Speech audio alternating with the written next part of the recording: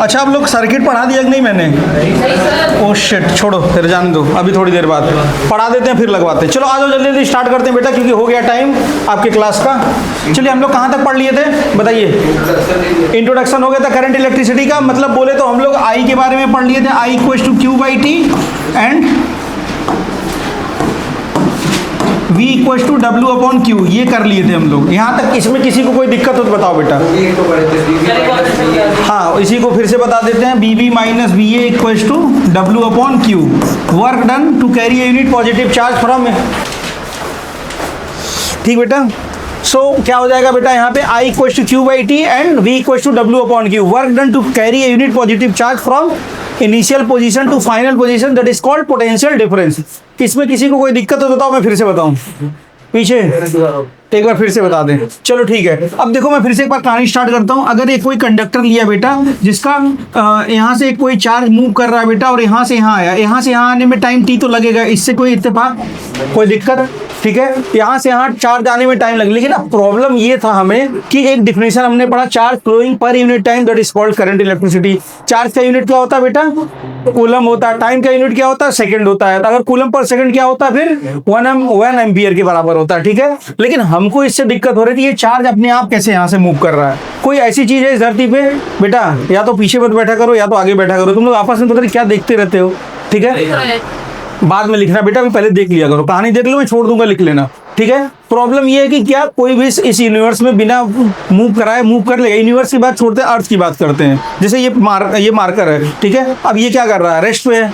सो बिना without any external force क्या ये मूव करेगा? नहीं मूव करेगा। तो फिर ये चार्ज कैसे मूव कर रहा है? सो क्वेश्चन इज दैट कि हाँ बेटा, वेरी गुड, ठीक है। इसके लिए हम लोग एक टॉपिक पढ़ेंगे, क्या? Potential difference. चलो अनन्या बताएगी ये इसका डेफिनेशन क्या होता है। What is the definition of potential difference बेटा, बताइए। तुम बताओ बेटा, what is the definition of potential difference? Adhiraj.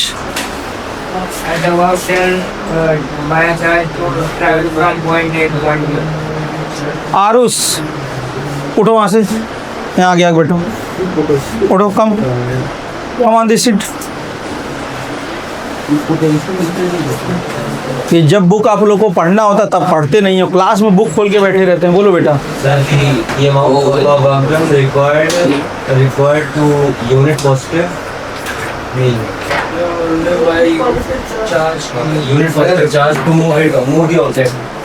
पक्का, बस इतना ही। और कोई? अनीस बताओ।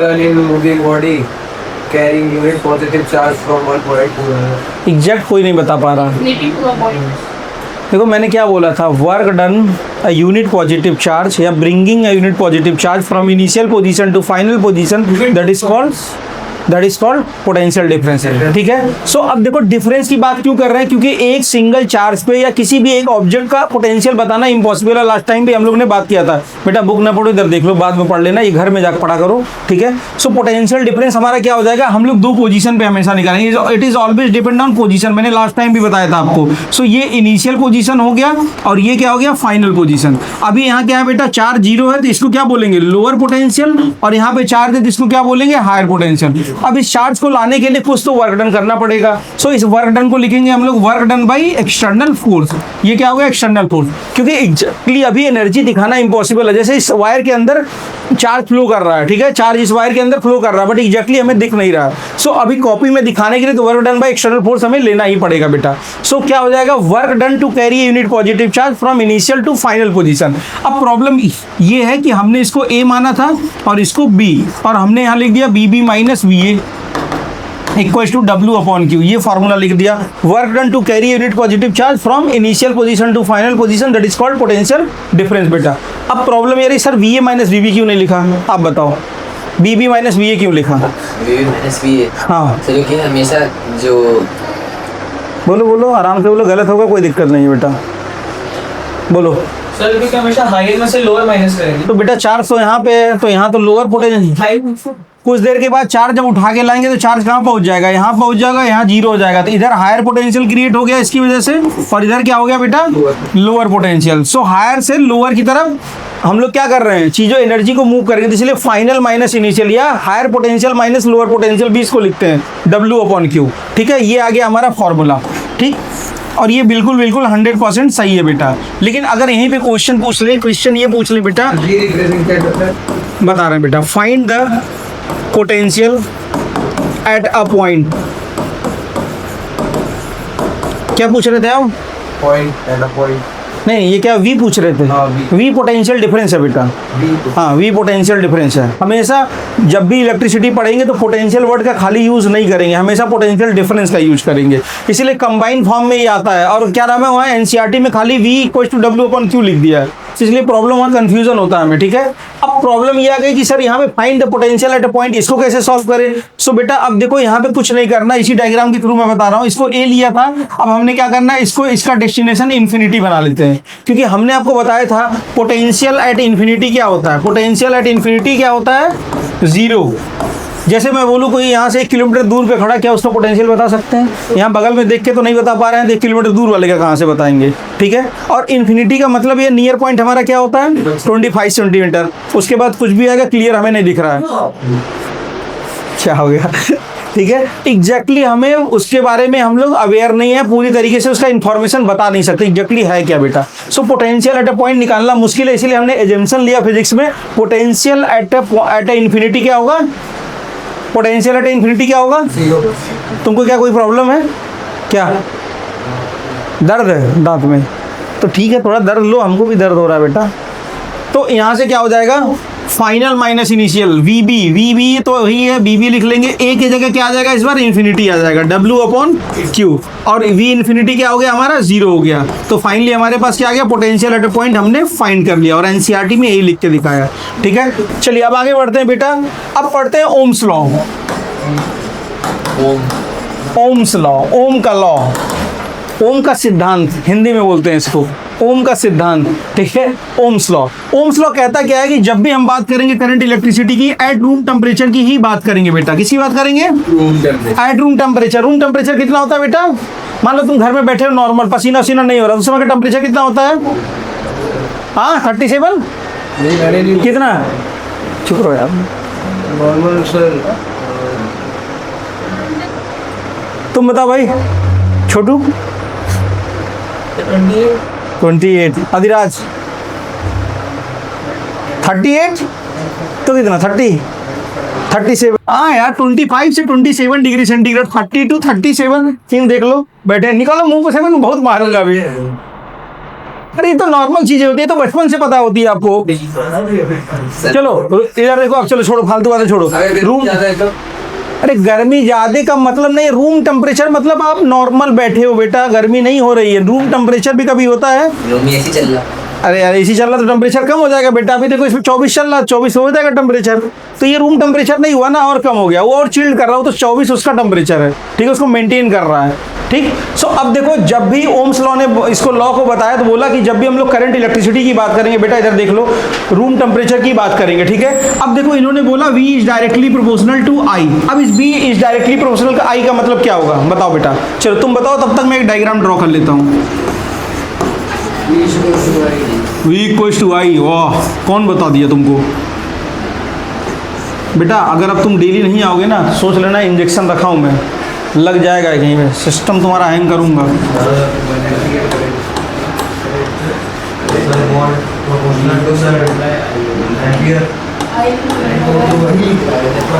पढ़ नहीं रही है एकदम से। चलो देखो, V is directly proportional to I। बेटा सर से हाथ हटा लो।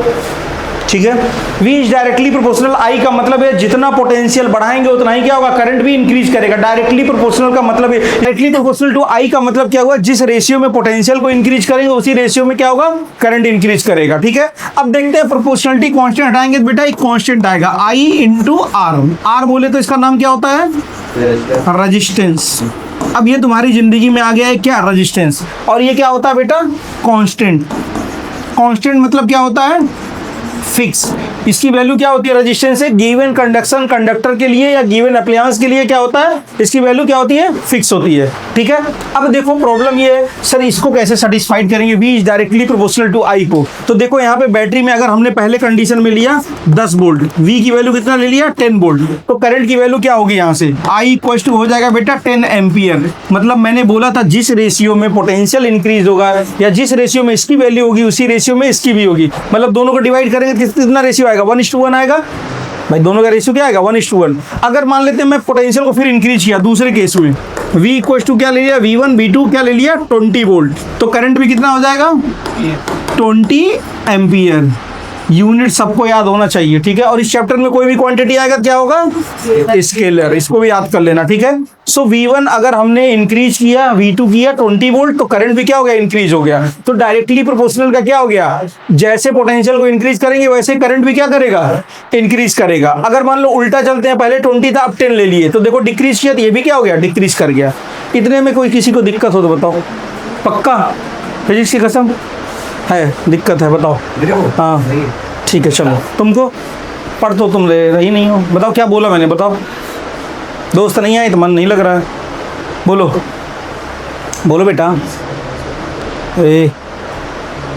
चलो ठीक है, देखो आगे बढ़ते हैं। अब देखो यहाँ से आ गया R इक्वल टू क्या, इसको लिख सकते हैं V/I, ये मल्टीप्लाई में इधर जाएगा डिवाइड में हो जाएगा, इस बेटा आ रहे हैं। क्या हुआ, उनसे बात हुआ था बेटा, बच्चों से बात हुआ था, हम लोग कह रहे कि अभी पापा बाहर गए, जॉब कैसे होगा, जब टाइम मिलेगा छुट्टी मिलेगी एक बार बोल देना, बात कर लेना, ठीक। बेटा इसका स्विच बंद मत करना, एक भी कैमरा चल रहा है, ठीक है।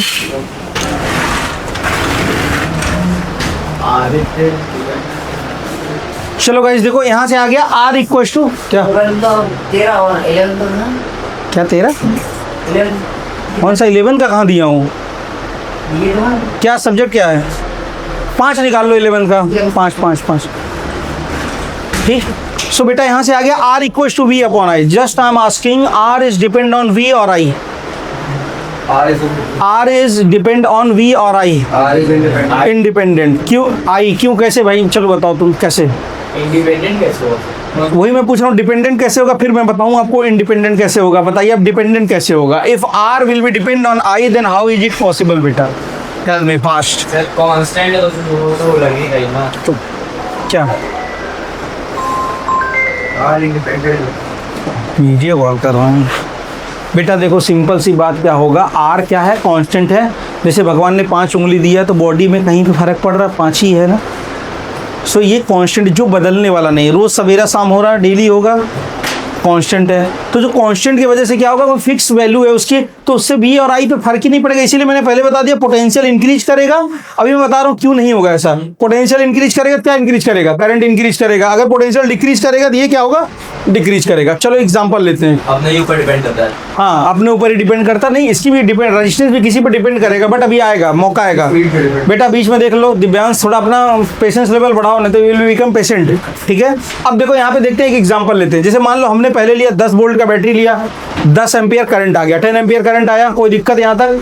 सर्किट में मान लो 2 वाट का बल्ब लगा हुआ था, ये क्या हो गया, जलने लगा, ठीक है, जलने लगा। जैसे ही जलने लगेगा फिक्स हो गया सब कुछ, लाइट जल रहा, कुछ तो एनर्जी का लॉस कर रहा होगा बेटा। इधर देख लो दिव्यांश इधर देख लो बेटा, अभी प्लीज बहुत इंपॉर्टेंट है, नहीं तो फिर वो समझ में रटना पड़ेगा आपको, फिर भूलोगे बार बार, ठीक है। फिर से मैं बता रहा हूँ, V1 को क्या लिया हमने 10 लिया, और I1 कितना हो गया 10 एम्पियर, और ये लाइट जलने लगी। फिर मेरा मन किया पोटेंशियल को इंक्रीज करते हैं, हमने क्या किया 10 से 20 कर दिया इसको, तो करंट भी इंक्रीज कर गया। अब बताओ क्या इसका लाइट की इंटेंसिटी जो है वो इंक्रीज करेगी, लाइट की इंटेंसिटी इंक्रीज करेगी या डिक्रीज करेगी या सेम रहेगी, सेम रहेगी ना। ऐसा कोई अप्लायंस बना ये कि लाइट बढ़ा दे बढ़ जाएगा, अगर थोड़ा बहुत बढ़ेगा भी ना, थोड़ी देर बाद देखना फ्यूज हो जाएगा, क्योंकि इसका खाने का जो लिमिट है ना, या इसका जो कंजम्पशन वो फिक्स है बेटा, उससे ज्यादा हो ही नहीं सकता है। अब बताओ बेटा, क्या बोला था, फिर से मैं ये बोल रहा हूँ कि अगर हमने यहाँ 10 वोल्ट लिया बैटरी और 10 एम्पियर लिया, ये जलने लगा, ठीक। अब हमने दूसरे केस में 20 वोल्ट लिया, 20 एम्पियर करंट आ गया, तो क्या ये लाइट इसका ग्लो बढ़ेगा कि सेम होगा या कम हो जाएगा, कैसे बढ़ेगा बेटा, आप बताओ। नहीं कमी है, सीवी है। सेम रहेगा बेटा, क्योंकि अगर थोड़ा भी बढ़ने की कोशिश करेगा ना थोड़ी देर में फ्यूज कर जाएगा बेटा। कभी जनरेटर को देखो तेज कर दो ना, सारे शॉर्ट सर्किट हो जाते हैं, मतलब सारे फ्यूज हो जाते हैं। हाँ, उसकी जितनी इंटेंसिटी होता है, जितना उसका कैपेसिटी उसी हिसाब से वर्क करेगा, उसका फिक्स रेशन। बोलो बेटा क्या बोल रहे हो? एलईडी उसके उनका इंक्रीमेंट करते हैं जब वोल्ट से, उनके तो लाइट में डिफरेंस दिखता है। एलईडी में क्या? एलईडी जब छोटी से बड़ी में जाते हैं तो उनके वोल्ट में डिफरेंस होता है और उनके बेटा देखो, छोटी सी बड़ी में जाते हैं ना तो हर एक अप्लायंस का क्या फिक्स रेजिस्टेंस है ना, उसका कैपेसिटी मान लो छोटा वाला 2 वाट का है, बड़ा वाला क्या होगा 4 वाट का आएगा, ठीक है? तो फिर चेंज हो गया ना, तो उसका रेजिस्टेंस भी ज़्यादा होगा। तो इसलिए पर्टिकुलर कंडीशन की बात कर रहे हैं, अगर 2 वाट का बल्ब लिए हम लोग तो इसका रेजिस्टेंस क्या होगा, फिक्स होगा। अभी मैं आपको रेजिस्टेंस की एक्चुअल मीनिंग बता दूंगा, डिफिनीशन पे नहीं जाना है, एक्चुअल मीनिंग पे जाना। अब देखो इधर सुनो आगे। तो यहाँ से देखो हो गया। अब क्वेश्चन ये है कि रेजिस्टेंस तो चलो फिक्स था, रेजिस्टेंस में कोई फर्क नहीं पड़ रहा था, पोटेंशियल इंक्रीज कर रहे थे, तो इंक्रीज क्या कर रहा था, करंट, ठीक है? अब बात ये आती है बेटा कि इसको पोटेंशियल बढ़ाने से फायदा फिर क्या हुआ? पोटेंशियल बढ़ाने से फायदा क्या हुआ तुम बताओ, कोई बोलेगा नहीं। पोटेंशियल बढ़ाने से फायदा क्या हुआ फिर? किसमें? मैं यहाँ लास्ट मत बैठा करो, लास्ट वार्निंग दे रहा हूँ।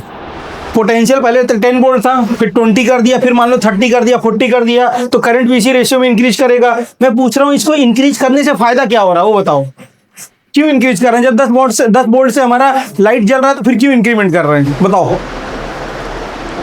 बोलो ना बोलो ना बोलो ना बोलो, बोलो बेटा। बल्ब देर तक जलेगा, उसका ड्यूरेशन क्या हो जाएगा, इंक्रीज कर जाएगा। जैसे हम मान लो एक इन्वर्टर लगाए हैं, लोड हमारा बढ़ गया, बहुत ज़्यादा लाइट लगा दिया, बहुत ज़्यादा पंखा लगा दिया, टीवी टावर सब लगा दिया, तो अब क्या हो रहा है, हमको और लाइट की जरूरत है, तो हमने 2 इन्वर्टर लगा दिया एक साथ। तो जहाँ पे एक बल्ब अगर 10 वोल्ट से 1 आवर जल रहा था बेटा, 20 वोल्ट लगाने से क्या होगा, 2 आवर जलेगा कि नहीं जलेगा? या तो हम नंबर ऑफ अप्लायंसेस इसमें बढ़ा सकते हैं, ठीक है, जहाँ पे लोड हमारा बढ़ गया, तो इसको बढ़ाने से क्या होगा, टाइम ड्यूरेशन इंक्रीज कर जाएगा। अब इसके बाद देखो बात क्या आती है, यहाँ से R किस पे डिपेंड करता है? R इक्वल टू क्या होता है, रो इंटू L/A। रो क्या होता है, रो इसका नाम है बेटा, और इसका और भी नाम आता है, क्या आता है, रजिस्टिविटी भी इसको बोलते हैं, रजिस्टिविटी भी इसको बोलते हैं, और इसका एक नाम और आता है स्पेसिफिक रेजिस्टेंस, और इसका एक नाम और आता है बेटा, क्या होता है, प्रॉपर्टी ऑफ मटेरियल। अब मेन आपका जो कॉन्सेप्ट क्लियर होगा इस वाले से क्लियर होगा बेटा, प्रॉपर्टी ऑफ मटेरियल। रो किससे बना हुआ है, प्रॉपर्टी ऑफ मटेरियल। किसका प्रॉपर्टी ऑफ मटेरियल बताओ? किसके प्रॉपर्टी ऑफ मटेरियल की बात कर रहे हैं हम? करंट की। करंट का प्रॉपर्टी होता है भाई, मन करता है ना कभी कभी दौड़ते जाऊँ इसी पोडियम में टकरा के गिर जाऊँ, और फिर उठूँ, फिर जाऊँ, फिर टकराऊँ, फिर गिर जाऊँ, फिर टकराऊँ, फिर गिर जाऊँ, ऐसे। मतलब आप लोग ऐसे आंसर देते हो। करंट की कौन सी प्रॉपर्टी होती है बेटा? उसका तो एक फार्मूला Q/T बता दिया। तुम बताओ बेटा, पीछे दिव्यांश खड़क सिंह, बताओ खड़क सिंह के खड़कने से करंट आता है, बोलो जल्दी।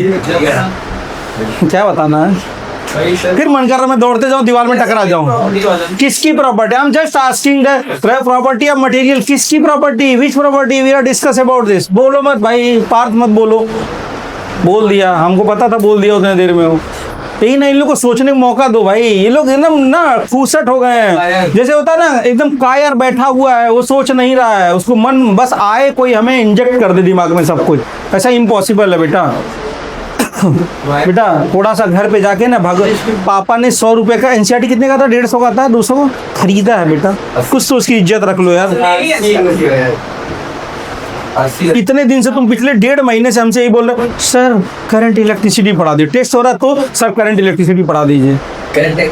मन करता ना किसी ने करंट इलेक्ट्रिसिटी लगा दूं तुम्हारे अंदर। चलो इधर देखो, गधे कहीं इनके। प्रॉपर्टी ऑफ मटेरियल किसकी बात करेंगे? वायर की बात करेंगे। अब वायर में ये प्रॉपर्टी ऑफ मटेरियल कहाँ से आ रहा, तुम बताओ बेटा गुफरान। ये वायर में प्रॉपर्टी ऑफ मटेरियल की बात क्यों कर रहे हैं हम लोग? नहीं पता, बगल में नहीं पता, आगे Divyanshu. Quality in the sense समझ में आ रहा है, एकदम सही बोल रहा है, बट इनको बालकों को कैसे समझाया जाए बताइए? मतलब उसकी मतलब क्या कहते हैं, वो इलेक्ट्रिसिटी को ज्यादा अच्छे से कंडक्ट कर रहा है। वेरी गुड, थोड़ा सा और क्लियर कर दीजिए, एकदम सही बोल दिया आपने। बगल में अनीश जी बताइए। सर उसका ड्यूरेशन टाइम से इंक्रीज नहीं, ड्यूरेशन टाइम से कोई लेना देना नहीं बेटा, एकदम टाइम से कोई लेना देना नहीं। अच्छे क्वालिटी का कंडक्टिंग वायर। अच्छे क्वालिटी में कौन सा वायर यूज करें? Copper wire. सब लोग बचपन से सुनते आ रहे हो, कॉपर बाइंडिंग का एसी देना, कॉपर बाइंडिंग का पंखा देना, सब कुछ कॉपर बाइंडिंग चाहिए। मतलब सिल्वर बोल सकते हैं, ठीक है। चलो अब तुमने क्लियर कर दिया तो लेते हैं कॉपर, लिख देते हैं यहाँ पे। लेकिन कॉपर से भी ज्यादा कंडक्टिंग कौन है? सिल्वर। अब सिल्वर इतना कॉस्टली है, मान लो अभी यही रात में गए, बोले आज अर्जुनगंज का पूरा उड़ा दो, आज वायर पूरा जितना लगा हुआ रात में सिल्वर, क्यों? और 1 लाख रुपए किलो बेच रहे। अब गवर्नमेंट इतनी पागल थोड़ी ना लगा देगी, तो इसलिए कॉपर का यूज करते हैं बेटा। आप देखना एनसीईआरटी खोलना, ब्लू कलर में या येलो कलर में दिखा है, रजिस्टिविटी की सबकी वैल्यू दी हुई है, ठीक है। जाके देखना उसमें सबसे ज्यादा किसकी दी हुई है? सिल्वर की, ठीक है। देखो उसमें लिखा होगा, मिला? सो रो का मतलब समझ में आया कि नहीं? पीछे आया। रो क्या होता? पहला नाम क्या होता? रो रजिस्टिविटी, स्पेसिफिक रेजिस्टेंस या प्रॉपर्टी ऑफ मटेरियल। 4 नाम से इसको जाना जाता है बेटा, देख लेना, वही मिल जाएगा आपको, आगे मिल जाएगा। क्वेश्चन में इसकी वैल्यू दी जाएगी। हाँ बेटा, इसी वैल्यू दी जाएगी। जल्दी देखो, ऐसे सॉल्व करने के लिए आता नहीं है। बेसिकली दे देता है कि कॉपर मतलब सेम वायर है, या 2 कंडीशन दे देगा, उसमें लिख देगा रजिस्टिविटी विल बी सेम। अगर मान लो दिया, पूछ लिया, तो उसमें गिवन होगा, ठीक है। कंडीशन कैसे होगा? ये देखो, ये मिल गया पिंक कलर। कंडीशन मतलब ये क्वेश्चन सॉल्व करेंगे। जैसे मान लो कोई हमें एल लेंथ का वायर है बेटा, ठीक है, इसका क्रॉस सेक्शनल एरिया ए है और रो से बना हुआ है, ठीक।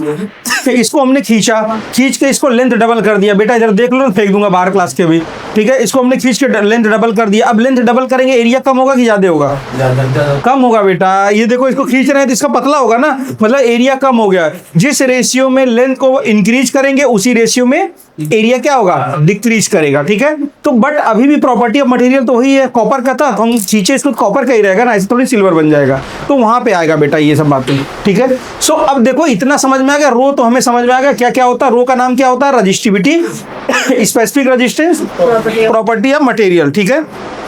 इसमें किसी को कोई दिक्कत हो तो बताइए, ठीक है। चलिए आगे बढ़ते हैं। अब चार्ज हो रहा है ना, ठीक। अब देखो एल क्या है? Length of wire. एल क्या है? Length of wire. ए क्या है बेटा? एरिया ऑफ क्रॉस सेक्शन, ठीक गाइस। यहाँ तक कोई दिक्कत किसी को? बता रहे बेटा, सब बता रहे, everything I will discuss here, okay, don't fear, I am here. चलो भाई, आप बताओ एरिया ऑफ क्रॉस सेक्शन क्या होता है बेटा? चेहरे साथ हटाओ बेटा, नहीं रखो निगेटिव एनर्जी। बोलो एरिया ऑफ क्रॉस सेक्शन। क्या वो पार्ट तो नहीं? ठीक है, ठीक है, कोई बात नहीं। बोलो area of cross section, area of cross section, area of cross section. Divyanshu, area of cross section. अच्छा, आप ही पूछे थे, चलो भाई। इसमें कोई दिक्कत तो नहीं किसी को? अपने आप चला गया, ठीक है। देखो भाई, देखो गाइस, ये क्या हो गया? Length of wire. इससे कोई दिक्कत? ये जो लेंथ होता है बेटा, इसको क्या बोलते हैं? एरिया ऑफ क्रॉस सेक्शन, ठीक है। जैसे पेन है, इसका एरिया ऑफ क्रॉस सेक्शन क्या हो जाएगा? ये हो जाएगा। हाँ, विड्थ एक तरह बोल सकते हो, बट साइड डाउन वाला, साइड वाला, ठीक है। सो साइड ही होगा देखा जाए तो, एरिया ऑफ क्रॉस सेक्शन हो गया, ठीक है। तो अब देखो, यहाँ से हमने फॉर्मूला क्या लिखा था? रो इंटू एल बाई ए। इसका मतलब रेजिस्टेंस किस पे डिपेंड कर रहा है? रो पे डिपेंड कर रहा है, एल पे डिपेंड कर रहा है, ए पे डिपेंड कर रहा है। यहाँ तक कोई किसी को दिक्कत हो तो बताइए। इसका एक डायग्राम बनता है बेटा, ग्राफ बनता है कुछ इस तरीके से, V वर्सेस I ग्राफ।